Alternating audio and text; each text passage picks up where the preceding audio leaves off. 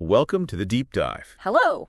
Today we're cracking open a real classic. We want to understand how real change happens, how businesses start, how they grow, and critically, where those unexpected opportunities actually pop up. That's right. We're taking a deep dive into the foundational thinking of Peter F. Drucker. Specifically, we're drawing from excerpts of his essential book, Innovation and Entrepreneurship, Practice and Principles. Yeah, it's a cornerstone text. And our mission for this deep dive is really to pull out the absolute core insights from these pages. What did Drucker identify as the systematic sources of innovation? And what are the practical principles for actually practicing entrepreneurship effectively? Whether you're starting something totally new or, leading an existing organization. And you'll see that for Drucker, innovation isn't some like a mystical flash of brilliance. It's not limited to high-tech gadgets either. It's disciplined, it's organized work.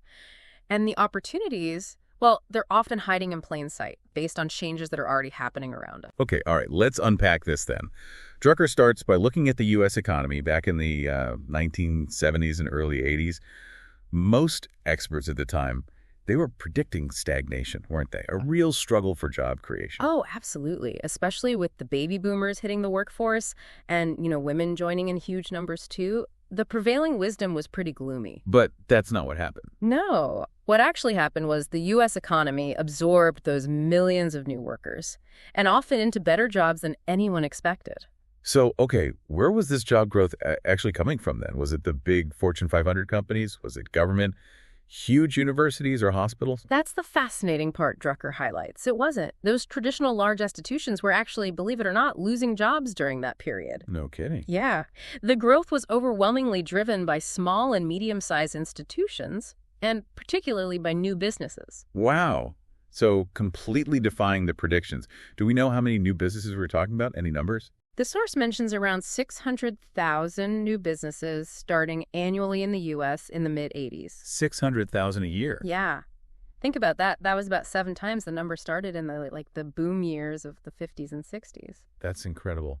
And these weren't all flashy tech startups either, were they? What kind of businesses are we talking about? No, not at all. The Inc. 500 list of fast-growing companies back then included things like building contractors, even when construction was supposedly low, exercise equipment makers, even chains of barbershops and dentistry offices. A lot of it was in what you might call low-tech or middle-tech areas. Right, so stuff that already existed but done maybe differently or better. Precisely. Drucker points out that much of this wasn't about inventing some revolutionary new technology. It was about applying systematic management to existing businesses. Think McDonald's applying management to hamburger stands. The classic example. Exactly. Or finding and serving specific niches really effectively. He also points to this emerging fourth sector, these public-private partnerships. Okay, what's that? Well, where government sets the standards and maybe provides funding, but contracts out services like fire protection or garbage collection to private businesses, often resulted in better service, lower cost. He gives examples in places like Lincoln, Nebraska, cities in Texas, Minneapolis. Interesting. So it's not just about chasing the shiny new tech. It's applying smart principles wherever you are. And this whole dynamic entrepreneurial activity, most economists weren't really focused on this. Not really, no. Drucker credits Joseph Schumpeter as one of the few who truly got it.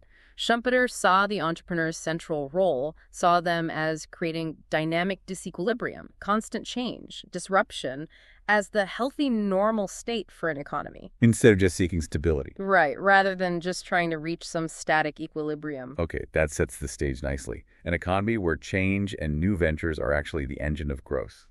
But how do you do innovation in this environment? If it's not just random bright ideas, how do you find these opportunities systematically? Drucker is crystal clear on this. Innovation is purposeful, it's organized, it's based on a systematic search for changes that offer opportunities. Okay. And the key insight here, maybe the biggest takeaway, is that most successful innovations exploit changes that have already happened or are well underway.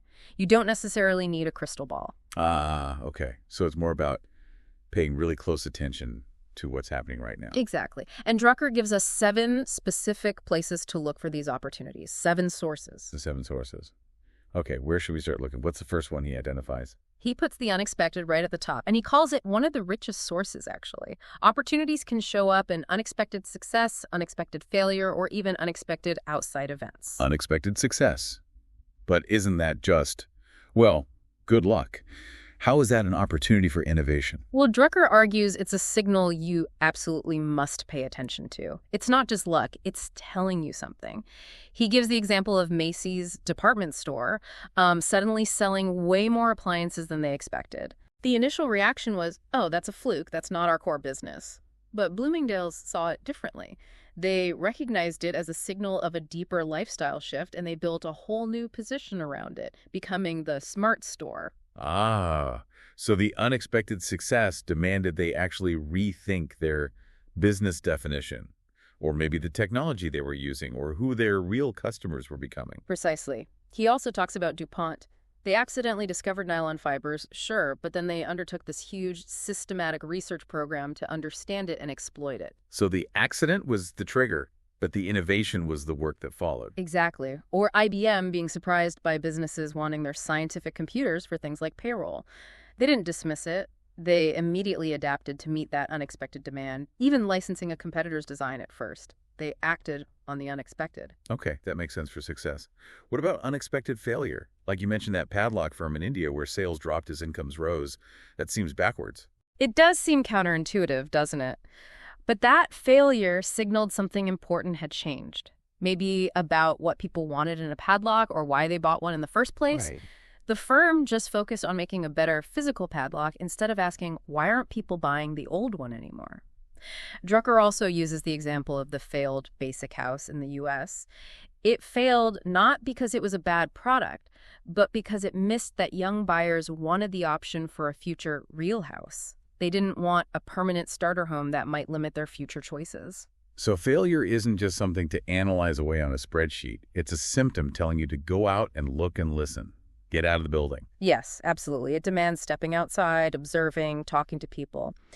And the third type of unexpected is the unexpected outside event, like Ray Kroc noticing this one small hamburger stand called McDonald's buying multiple milkshake machines. That was an outlier, right? It signaled something unique was happening there, something worth investigating. Okay, so pay attention to the unexpected success, failure, outside events. Got it. Where else did Drucker say these opportunities hide? What's source number 2? The second source is incongruities. This is where there's a gap or a mismatch. It could be a gap between economic realities and what everyone assumes is true, or a gap between how a company perceives customer values and what customers actually value. Like the shipping industry example you mentioned earlier. That's a perfect one. Everyone was focused on reducing costs at sea while the ship was sailing. But the real massive economic cost was the ship not working, just sitting idle in port, loading and unloading. Ah, the downtime. Exactly. Recognizing that incongruity led to containerization, which drastically reduced port time and completely revolutionized shipping economics, even though it didn't change anything about the ship's performance out on the water. That's fascinating, focusing on the hidden cost, the reality versus the assumption. And what about that gap in customer values? Drucker talks about a Japanese industrialist, I think back in the 50s, who thought poor people couldn't possibly afford TVs. He totally missed that for them, a TV wasn't just a purchase. It represented access to a whole new world, a different kind of value. So he was projecting his own view of value. Right. Or think about how large financial institutions often assumed all investors just want to get rich, completely ignoring the need for, say, regional brokers who serve busy professionals, doctors, lawyers, small business owners who are too busy earning money to manage their investments full-time. Their primary need wasn't speculation. It was competent management.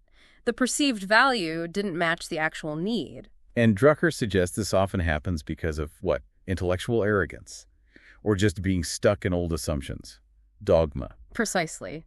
He says complaints about irrational customers are often a huge flashing sign that you're the one missing an incongruity in what they actually value. A customer isn't irrational. Your perception might be off. Okay, unexpected opportunities, incongruities. What's the third source? Number 3 is process need. This is about fixing a known weakness or maybe a missing link in a process that already exists, something that people in the field are already complaining about or working around. So, not reinventing the wheel, but making the wheel work better. Exactly. The goal is usually to redesign that specific part of the process, often using knowledge that's already available, just applied differently. Like identifying a bottleneck and figuring out how to unblock it. You got it. Think of William Connor, the founder of that medical supply company, who apparently just went around asking surgeons, where do you feel uncomfortable during surgery? Identifying those pain points in the process.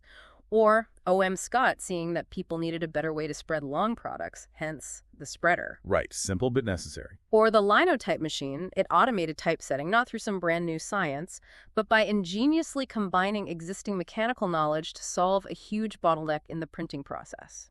And Henry Luce spotting the need for a concise national news magazine, leading to Time. It's about seeing a clear need within a process or an information flow that isn't being met efficiently. Yes, using existing knowledge, or maybe slightly adapted knowledge, to fulfill that very clear, articulated need.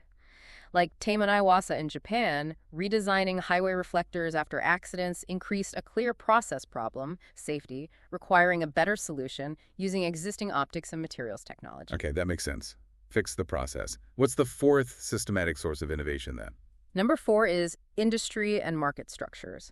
Opportunities here arise from fundamental structural changes happening within an industry or a market. And Drucker says there are predictable indicators of these shifts coming. Things to watch out for. Yes, several. Rapid growth is a big one. If an industry is growing much, much faster than the economy or the population, its structure is almost certainly going to change dramatically. Often, he says, by the time its volume doubles. Things just can't stay the same under that kind of growth. Exactly. Or another indicator. When a mature industry becomes intensely focused on cost, almost obsessed with it, this often makes existing players who are resistant to price cuts really vulnerable. If they're too comfortable with the old margins, the old way of doing things. Often, yes. They can't adapt quickly. Another indicator is the convergence of previously separate technologies like telephone and computer tech, leading to huge opportunities in new PBX systems back then. Right. Changes in the social or political environment, like deregulation, obviously create massive structural shifts that open doors for innovation. And sometimes industries are just dominated by slow, maybe even arrogant, large players who are just ripe for disruption from newcomers. Think AT&T before the breakup, vulnerable to discounters, and there's new PBX makers. It's interesting that Drucker says simple, focused strategies often work best when you're trying to exploit these structural changes, not trying to do everything. Yeah, he uses the automobile industry as a great example. You had Japanese automakers focusing intensely on quality and service, Ford pursuing a world car strategy, Fiat becoming the European specialist, GM trying to adapt its structure, Mercedes specializing in luxury. They all found specific, focused angles within a rapidly changing global industry structure. Okay, so we've got unexpected, incongruities, process need, industry structure. What's next on the list? Number 5. Number 5 is demographics, population changes.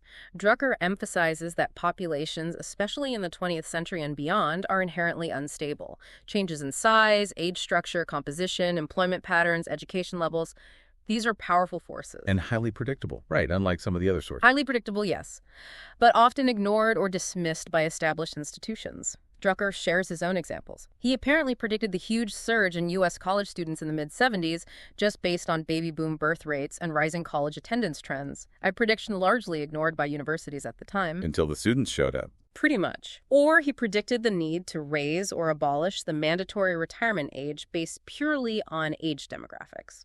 It happened even faster than he expected, but experts dismissed it initially. And companies exploited these demographic shifts. You mentioned Citibank actively recruiting ambitious young women, when many traditional employers saw them as a problem or just didn't know how to integrate them. Exactly. Citibank saw a predictable demographic shift in the workforce, more educated women seeking careers, and they seized the opportunity in what was a very male-dominated industry. Similarly, think about metropolitan universities like Pace or Golden Gate. They targeted the growing demographic of mid-career, often commuting, diverse students who needed education delivered differently than a traditional 4-year residential college. So the demographic statistics are the starting point, the signal. But you still have to go into the field to look and listen, as Drucker says, to truly understand how to capitalize on them, what the actual opportunity looks like. Crucially, yes. The numbers tell you a change is coming or is here. Observation and listening tell you what the specific opportunity within that change looks like. What do these people actually need or want? And that's demographics. Very powerful. What's the 6th source on the list? Source number 6 is changes in perception. This one's fascinating because it's not necessarily about objective reality changing, but about shifts in how people see the world. Shifts in mood, meaning, or values, even if the underlying facts haven't changed all that much. Can you give an example of that? How does perception create an opportunity? The changing perception of health in the U.S. is a prime one Drucker uses. Objectively, health outcomes in the U.S. improved dramatically throughout the 20th century. People lived longer, infant mortality plummeted, etc. Right. But public perception shifted. People became much more conscious of health, maybe more anxious about it. They started worrying about diet, lifestyle, stress. They took basic, good health almost for granted, but focused on optimizing it or preventing decline. This shift in perception created massive markets for things like health magazines. American Health was one he mentioned, healthy food businesses like Celestial Seasonings with their herbal teas and exercise equipment. These markets barely existed when health outcomes were objectively much worse. So the facts improved, but the perception, the anxiety, maybe the focus around it increased, and that created the opportunity. Exactly. It's a change in meaning. Another example he gives is the major shift in women's perception of themselves, seeing themselves as professionals, as executives, deserving of careers. Citibank, again, saw this perception change and aggressively recruited women into finance, while traditional female employers like department stores or publishing houses kind of missed the boat because they were stuck in older perceptions of women's roles. And innovators who spot these perception changes often have less competition initially. Often very little, because others don't see the opportunity. They might dismiss it as just a fad or something superficial because the facts haven't changed that much. They miss the shift in meaning. All right, we've covered 6 sources now, mostly based on changes that are already underway or shifts in how we see things. What's the final 7th source Drucker talks about? The big one. The one most people probably think of first when they hear innovation. New knowledge. This is innovation based on scientific breakthroughs, technical advancements, or sometimes even new non-technical knowledge, like a new social theory or economic model. Okay, so this is the realm of the breakthrough invention, the cutting-edge tech. That's part of it, yes. But Drucker points out something really critical and often overlooked. New knowledge takes a surprisingly long time to become applicable technology and then to be accepted in the market. Typically, he says, 25 to 35 years from the initial discovery to widespread application. 25 to 35 years. Wow. That's much longer than I would have guessed. Seems counterintuitive in our fast-paced world. It does, but he argues that time frame hasn't really changed much historically. Think about eyeglasses, the printing press, even much later things like plastics or computers. There's this long gestation period. So it's not just the one eureka moment. No. And innovation based on new knowledge often only truly takes off when all the necessary supporting pieces of knowledge converge. It's rarely just one single breakthrough. Plastics needed advances in organic chemistry, yes, but also things like X-ray diffraction to understand structures, better vacuum technology, and the pressure of wartime demand to really accelerate things. Computers after WWII needed the convergence of electronics, logic theory, memory technology, programming concepts. So it's not just the invention itself. It's the whole ecosystem of knowledge and enabling technologies coming together over decades. Exactly. And this is why Drucker notes that knowledge-based innovation actually has a pretty high casualty rate. It's often attempted prematurely before all the necessary pieces are in place or before the market is actually ready for it. This is a really key point then.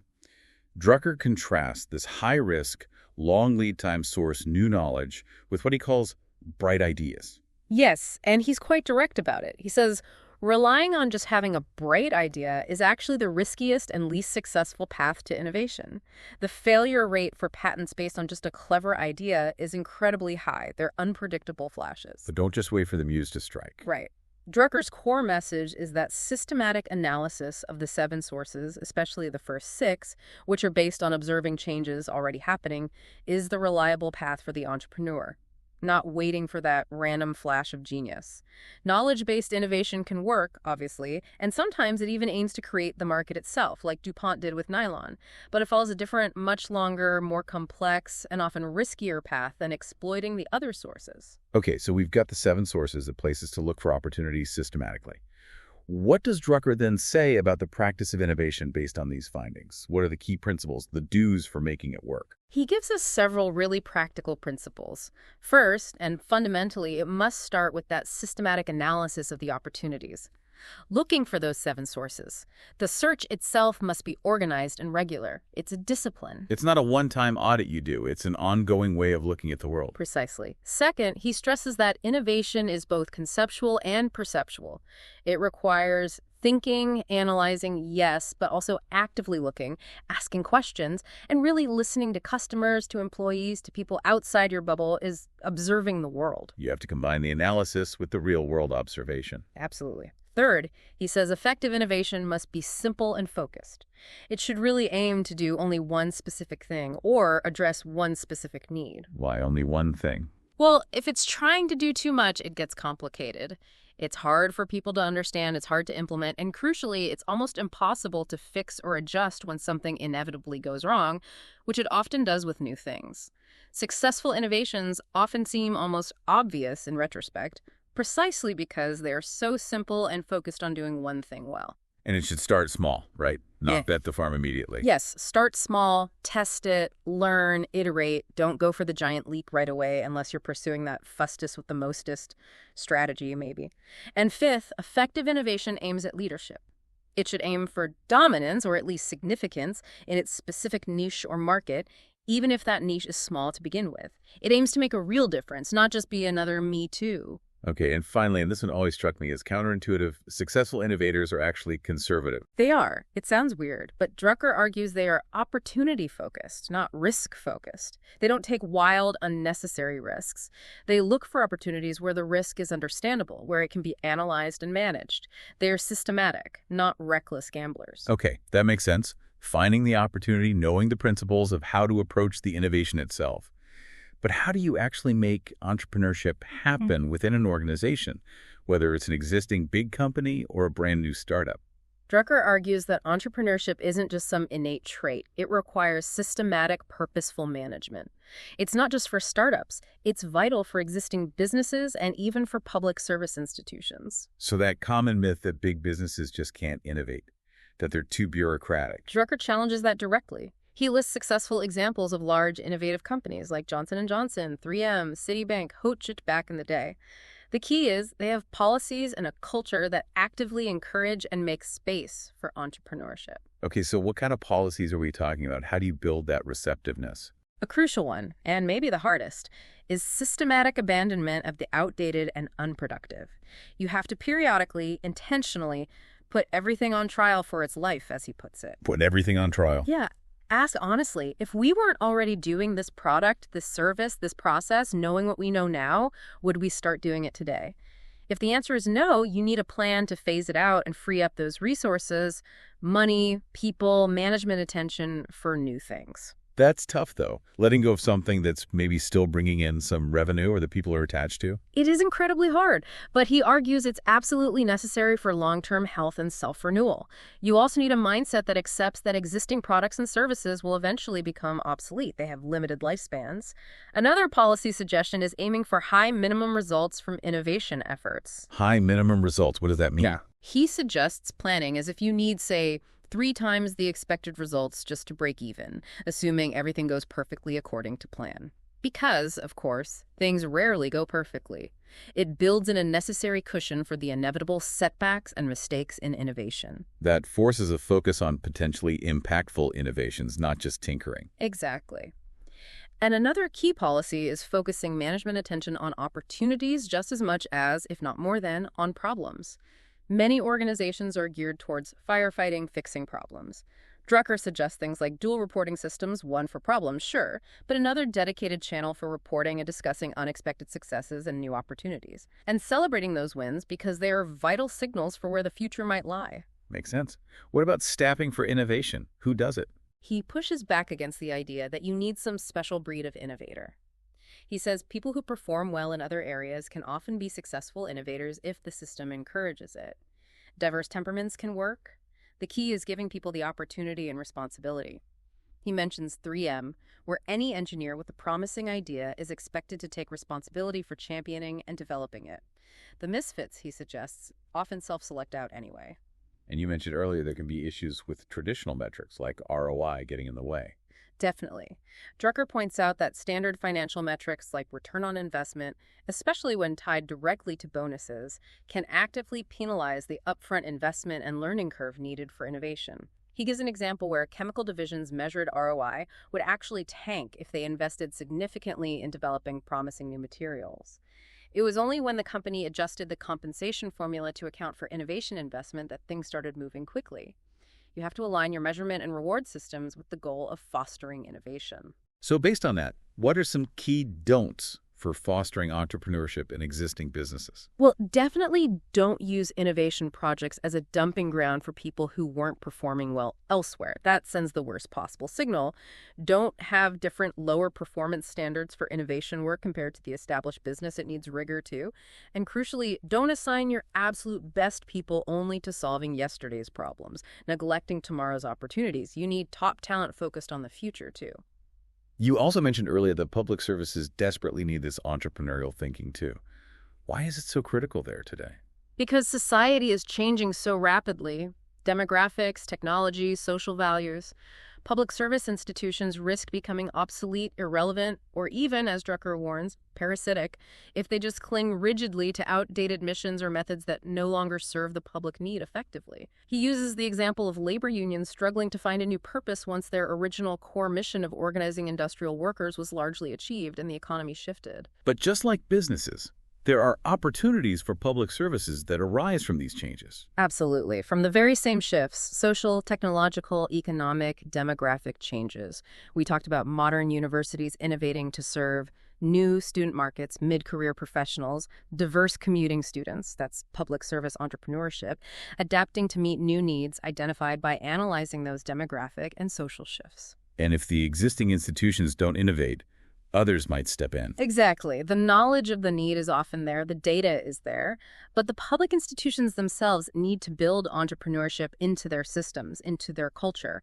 Otherwise, they risk being superseded by outside entrepreneurial ventures, maybe for-profit, maybe non-profit, that step in to meet the needs that traditional institutions are missing or ignoring. Drucker contrasts this current need with an earlier era, which was maybe more focused on creating new public service institutions from scratch. Today, he argues, the primary need is often to innovate within the large existing ones we already have. Okay, shifting gears to new ventures now. Everyone knows the failure rate is high. What does Drucker identify as the key challenges, the main reasons they fail? Besides the innovation itself not working, the most common operational causes he points to are pretty fundamental. Lack of cash, the inability to raise needed capital later on, and the founders losing control of their own company. Cash flow, capital, and control. Sounds basic, but critical. Absolutely critical. Drucker stresses that realistic cash planning is non-negotiable for survival. You have to look ahead at least 2 or 3 years and plan for your cash needs under various scenarios. So underestimating cash needs is a major pitfall, leads to desperation. A huge one. Failure to plan cash realistically is often what forces founders into disadvantageous deals later on, needing outside capital under pressure and ultimately losing independence or even control of the company they started. They end up as employees in their own venture. And what about building the management team early on? You mentioned that too. That's crucial. The founder often starts as the star, the visionary, maybe doing everything. But as the venture grows, that has to change. The founder must consciously transition from being the star performer to being the leader or conductor. And they have to objectively ask, what does this venture objectively need by way of management expertise from here on out? Even if it means bringing in people who know more about certain areas than the founder. Especially then. It requires humility and focus on the venture's needs, not the founder's ego. Bringing in people with complementary skills, finance, operations, marketing that the founder might lack. It's often very hard for founders to let go or share control, but it's vital for scaling. He gives examples like Henry Ford needing James Cousins for finance and organization early on, or Soichiro Honda partnering with Takeo Fujisawa, who handled the business management side. That founder partnership model. Yeah. Okay, so we've covered finding the opportunities systematically, the principles of innovation, and managing entrepreneurship internally in different settings. What about out in the market? What are the actual entrepreneurial strategies Drucker identifies for competing and winning? Right. This shifts the focus outside the organization to the marketplace. He outlines 4 distinct entrepreneurial strategies. Okay, what's the first one? The first is Fustest with the Mostest. being the firstest with the mostest. This is the big, bold, high-risk strategy.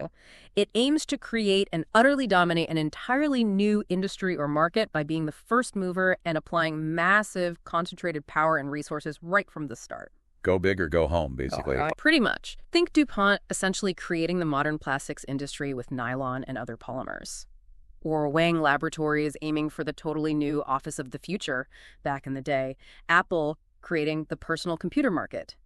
He even gives historical examples like Wilhelm von Humboldt founding the University of Berlin with the explicit goal of dominating 19th century scholarship, or the Mayo Clinic pioneering a completely new integrated approach to medical diagnosis and treatment. So it requires a really ambitious aim and a huge commitment of resources from the get-go. Yes, a very ambitious aim and significant concentrated commitment. Drucker notes, interestingly, that sometimes non-experts or outsiders succeed with the strategy because they aren't burdened by the existing industry's assumptions or limitations. But he also warns the casualty rate is indeed very high. It's a high-stakes gamble. Okay, so that's the high-risk, high-reward play. The second strategy is less risky, you said. Much less risky, generally. It's creative imitation. Here, you essentially wait for someone else, often the Fustest with the Mostest type, to introduce something genuinely new. But maybe the first version is flawed or incomplete, or the pioneers haven't really understood its full potential, the right market for it. So you let them make the first mistakes. Kind of. Then you come in, analyze what they did right and wrong, perfect the product or service, maybe adapt it, position it more cleverly, and essentially take over the market they created. Like the IBM PC example. Yeah. Apple created the market, but IBM creatively imitated and then dominated for a long time. A classic example. Right. Or he mentions Johnson & Johnson with Tylenol. Another company actually introduced acetaminophen first, but positioned it narrowly for people with aspirin side effects. J&J saw the bigger potential, perfected it, and positioned it brilliantly as a safe, universal painkiller, effectively creating the mass market. Japanese automakers are another example. They creatively imitated the basic American car concept, but focused relentlessly on perfecting quality, fuel efficiency, and service, eventually reshaping the global industry. So it's not about being the first inventor, necessarily, but about being the first to get it right for the broader market. Better positioning, better execution. Precisely. It's not invention, it's innovation focused on the market, on the customer, on the positioning. It requires alertness, flexibility, market analysis, and a lot of hard work to improve upon that initial, perhaps imperfect innovation. Okay, makes sense. What's the third strategy Drucker outlines? The third one has a great name, entrepreneurial judo, or as he sometimes puts it, hit them where they ain't. This strategy is all about exploiting the incumbents' weaknesses, their blind spots, their bad habits, or their arrogance. Using the giant's weight against them, kind of. Exactly like judo. You're looking for where the established players are complacent or stuck in their ways, or just refusing to see reality, like Sony spotting that established U.S. electronics manufacturers were dragging their feet on adopting transistors for radios because they were comfortable with vacuum tubes and big console sets. They missed the portability revolution. Totally. Sony exploited that bad habit, that reluctance to embrace the new, and carved out a huge market in transistor radios. Another example he gives is MCI and Sprint exploiting AT&T's outdated pricing structure back before the breakup. AT&T was overpricing long-distance calls to subsidize local service, a legacy habit from its monopoly days. The discounter saw that vulnerability, that place where they ain't competing effectively, and attacked it relentlessly. So you're capitalizing on the established players acting like comfortable monopolists. Yeah. Refusing to adapt to unexpected changes or maybe defining quality based on their internal costs or traditions rather than what the customer actually values. Yes, exactly. They might be creaming the market, focusing only on high-margin segments, or dismissing new customer needs. This strategy, though, requires offering something genuinely distinctive that exploits that weakness. It's usually not enough just to offer a slightly lower price. You need a different value proposition that leverages their bad habit. Okay, Fustest with the Mostest, creative imitation, entrepreneurial judo. What's the fourth and final strategy? The fourth strategy is finding and occupying ecological niches. This strategy aims for control, essentially a practical monopoly, but within a very small, specific, often overlooked market area. The goal is often to be relatively anonymous, to fly under the radar of the big competitors who wouldn't find the niche attractive enough. Like finding a small, safe pond where you can be the undisputed big fish, even if the pond itself isn't huge. That's a good way to think about it. Drucker identifies three main types of ecological niches. First is the toll gate niche. Here, you gain control over an essential, often inexpensive component or process step within a larger system where performance and reliability are critical, not the cost of your component. Like a gatekeeper for something crucial. Exactly. Think of specialized enzymes needed for cataract surgery. The enzyme cost is tiny compared to the surgery, but it has to work perfectly. Or a specific compound needed to reliably seal food cans. Or blowout preventers for oil wells, essential safety components. You control a critical, indispensable piece, and customers will pay for reliability. Okay, that's the toll gate. What are the other types of niches? The second is the specialty skill niche. This is based on developing a unique, high-level skill very early in a new field or technology, essentially becoming the undisputed standard before anyone else gets there. He gives examples like A.O. Smith becoming the go-to supplier for automotive frames early on, or Bosch and Delco dominating auto electrics in the early days, or companies making airplane propellers when that was a new, complex skill. Even Baedeker guidebooks establishing the absolute standard for travel guides in the 19th century. So becoming the acknowledged master of a very specific, difficult craft or technology right at the beginning. Yes, establishing that deep, early expertise creates a very durable, defensible niche, at least for a while. And finally, the third type is the specialty market niche. This involves serving a specific market segment that's large enough to be viable and profitable for you, but too small, too specialized, or maybe just too troublesome for the major players to bother with. Finding the corners the giants ignore. Exactly. He mentions English and Danish manufacturers who specialized in specific types of industrial baking ovens needed by local bakeries, a market too fragmented for huge companies. Or think about travelers' checks before mass air travel made that market enormous. Or Coty perfumes initially dominating high-end fragrances before the mass market for cosmetics exploded. So finding these niches isn't luck. It requires that same systematic search and analysis we talked about earlier. Absolutely. These niches are found through systematic search, looking for those gaps. They offer very strong protection within their specific limits, but those limits also, by definition, constrain their overall size and perhaps their lifespan. They aren't usually paths to becoming huge global corporations, but they can be very successful and defensible businesses. Drucker also briefly touches on pricing itself as a core part of strategy, right? Suggesting pricing based on what the customer buys, the value or benefit they receive, rather than just pricing based on what the manufacturer sells, the cost of the product plus a markup. Yes, absolutely. He uses classic examples like Gillette effectively pricing the shave, the convenience, the quality, rather than just the cost of a razor blade, or Xerox initially pricing the copy through per-copy charges, rather than just selling an expensive machine outright. They focused on the value delivered to the customer, which allowed for much higher profitability than simple cost-plus pricing would have. It's about understanding the customer's economics and perception of value. Okay, so bringing all this together now, Drucker's whole view on innovation and entrepreneurship. What does it really mean for society more broadly, beyond just business? Well, he sees them as absolutely essential, not just for the economy, but for society as a whole. He views innovation and entrepreneurship as pragmatic step-by-step processes. They allow for continuous self-renewal within our institutions, within our systems. They enable progress, adaptation, change, without needing destructive upheaval or violent revolution. It's a mechanism for peaceful, managed change. And always remembering that high-tech is just one piece of the puzzle, right?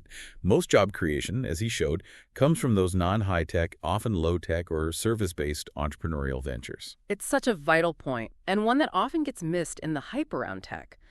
Drucker also touches on broader societal factors that enable this, like tax policy. He argues it needs to actively encourage the flow of capital from old, dying, obsolete activities to new, innovative ones. Right now, he felt, tax systems often penalize the abandonment of the old, making it harder to free up resources. And he argued new ventures desperately need tax relief in their crucial, cash-strapped early years to survive. That makes sense. And finally, he links it all back to education and the need for lifelong learning. Absolutely. He saw that an entrepreneurial society, one that thrives on change and new knowledge, requires people who can constantly learn, unlearn, and relearn throughout their lives. He argued pretty strongly that traditional education models focused on front-loading knowledge in youth needed radical rethinking to prepare people for a world where knowledge becomes obsolete much faster. Continuous adult education, retraining, skills development become absolutely crucial. This deep dive into Drucker really reframes how you think about innovation and entrepreneurship, doesn't it? It demystifies it. It's not about magic or genius lone inventors so much. It's a practice. It's based on systematic analysis, purposeful action, and really paying attention to the changes that are already happening around you. And it applies everywhere, whether you're trying to start something new or trying to revitalize a big existing organization or working in public service, or even just navigating your own career path and deciding what skills you need to learn next. The principles are broadly applicable. As Drucker notes, institutions, systems, policies, even our own habits and assumptions, they eventually outlive their usefulness. They become obsolete. Innovation and entrepreneurship are the tools, the disciplined practices for keeping things flexible, for self-renewal. Yeah, it's how you achieve progress and adapt without needing that destructive upheaval he talked about. So, thinking about Drucker's principle of systematically abandoning the outdated picture, maybe a final thought for you, the listener. What outdated assumption, system, policy, or maybe even just a personal activity might you need to put on trial for its life based on these ideas? Definitely something to consider as you look for those opportunities for innovation in your own world.